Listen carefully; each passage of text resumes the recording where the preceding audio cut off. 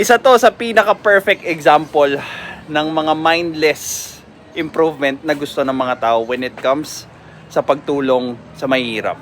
Minimum wage. This is Pinoy Extreme. Let's do this. This is Pinoy Extreme. Calling for a $50 an hour federal minimum wage. Hi, can I do a hamburger with no cheese and a small order of french fries? Sure thing. Your total will be $728.48. Go ahead and pull up to the first robot. O, di ba?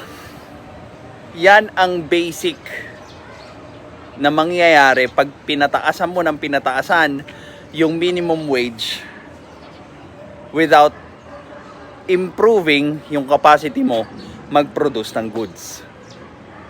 Now, ang iniisip kasi nila, yung minimum wage is the final trabaho na gagawin nila hanggang sa mag-retire. Parang awa nyo na. Ibigay nyo na yan sa mga working student, doon sa mga gusto, nag-acquire lang na experience muna para ma-support yung way of living nila enough para makapag-generate sila ng ibang skills or matuto sila ng ibang skills. Iwan na natin yung minimum wage job na yan at subukan naman nating mag-improve by acquiring other skills because yun lang yung paraan para magkaroon tayo ng mas mataas na sweldo without affecting yung cost ng goods.